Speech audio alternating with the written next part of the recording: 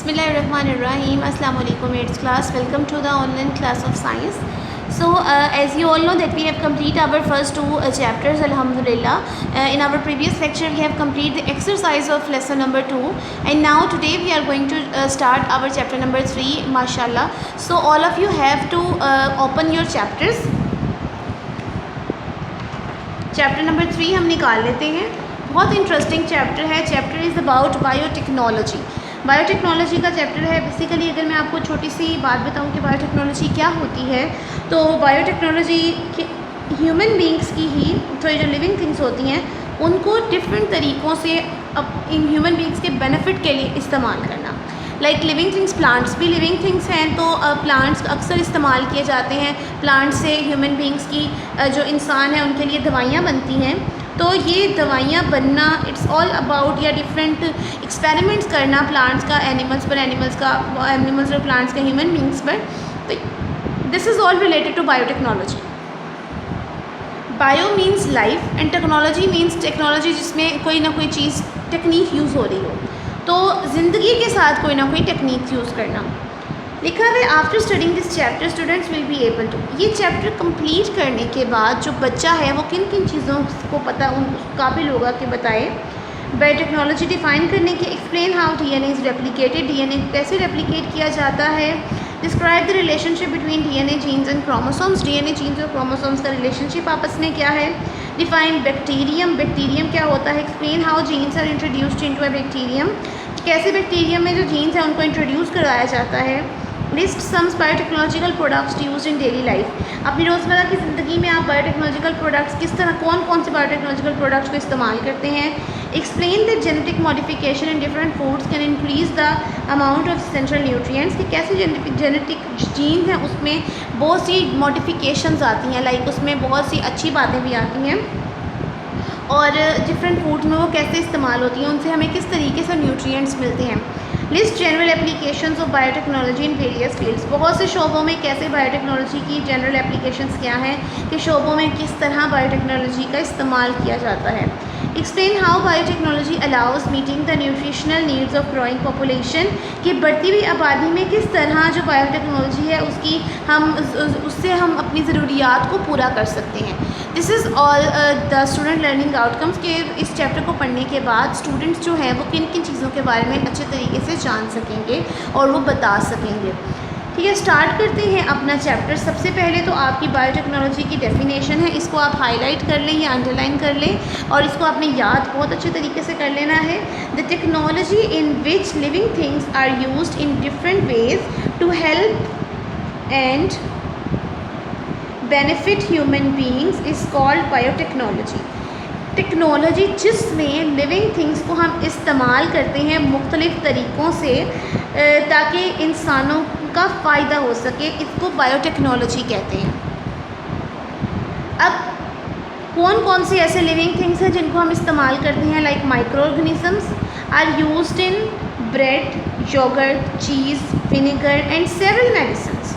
कि जो micro organisms हैं उनका हम इस्तेमाल करते हैं बनाने में डबल रोटी, दही, पनीर, सिरका और दूसरी बहुत सी दवाइयों का. ठीक है, आगे लिखा हुआ है fermentation, tissue culture and genetic engineering are the processes and techniques in which micro organism use for making any industrial products. अब वो कह रहे हैं फर्मेंटेशन बेसिकली जहाँ पर ख़मीर बनाना होता है, ख़मीरी चीज़ें बनानी होती हैं जिस इंडस्ट्री में, वहाँ पर फर्मेंटेशन होती है. टिश्यू कल्चरिंग वहाँ पे होती है जहाँ पर नए प्लांट्स बनाने होते हैं, नए तरीक़ों की चीज़ें बनानी होती हैं. एंड या एक प्लांट है उसमें मॉडिफिकेशन करनी होती है. एंड जेनेटिक इंजीनियरिंग, और जेनेटिक इंजीनियरिंग इन तरीक़ों के इन प्रोसेसेस में बेसिकली ये काम इसका बायोटेक्नोलॉजी का काम होता है. और ये सारी होती इंडस्ट्री में है और किसी जगह पर, ये आम जगह पर नहीं हो सकती. ओके, नेक्स्ट पे आ जाते हैं. लिखा हुआ है यू नीड टू नो. आपको ये जानने की बहुत सख्त ज़रूरत है. क्या relationship between chromosomes, DNA and gene. Gene, chromosome और डीएनए में क्या फ़र्क है, इनका क्या रिलेशनशिप है, बेसिकली ये आपस में किस तरह एक दूसरे के साथ रिलेट करते हैं.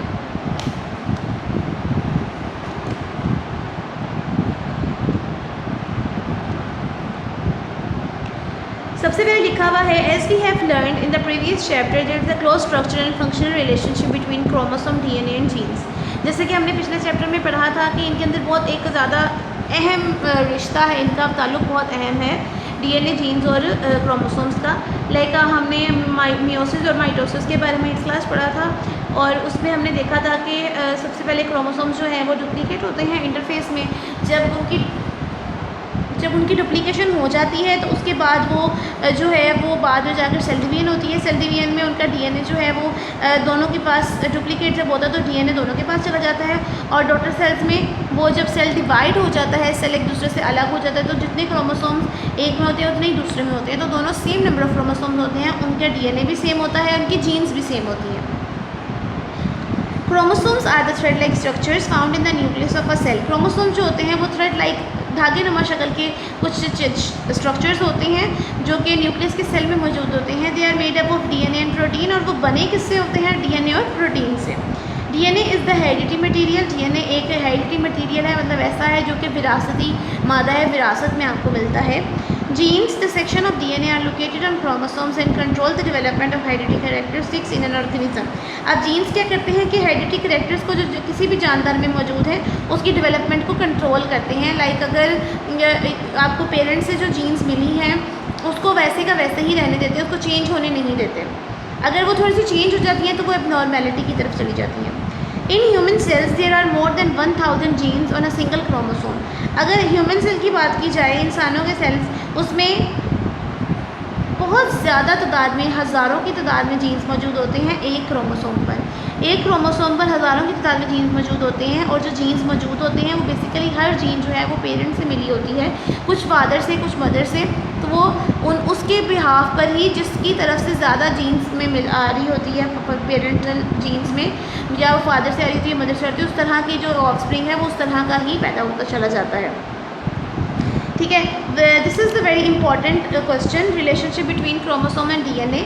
वेरी वेरी इंपॉर्टेंट, मैंने आपको यहाँ पे लिख दिया है, दिस इज़ वेरी इंपॉर्टेंट। आप लोगों ने इसको कॉपीज पे लिखना है और इसको बहुत अच्छे तरीके से याद भी कर लेना है। एंड वन मोर थिंग, जो आपको यहाँ पे डायग्राम्स 3 आपकी बनाई गई हैं, ये डायग्राम्स भी तीनों आपने बनानी है 8th क्लास।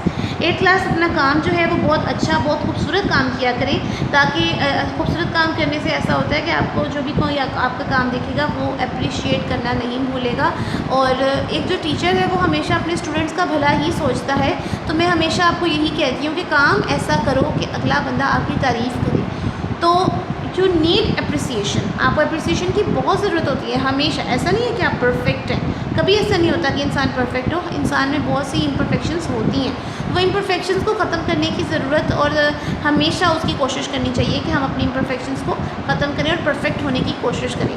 ठीक है, अपना काम बहुत अच्छे तरीके से किया करें। और जो क्वेश्चन मैं इंपॉर्टेंट बता रही हूँ उसको पेपर के पॉइंट ऑफ व्यू से बहुत इंपॉर्टेंट है, एज इट इज़ बोर्ड के पॉइंट ऑफ व्यू से बहुत इंपॉर्टेंट है। तो आपको दोनों तरीक़ों से ही तैयारी करनी है, बोर्ड के पॉइंट ऑफ व्यू से भी और पेपर के पॉइंट ऑफ व्यू से भी। So learn this things very easily, बहुत ईजी है। ये सिर्फ 4 इसके पॉइंट्स हैं, ये 4 के 4 पॉइंट्स आपको याद होने चाहिए। और ये डायग्राम जो तीनों बनी है ये भी आपको बनानी आनी चाहिए। बेसिकली इसमें तो कोई डिफरेंस नहीं है, हमने पीछे वॉटसन एंड क्रिक मॉडल पढ़ा था।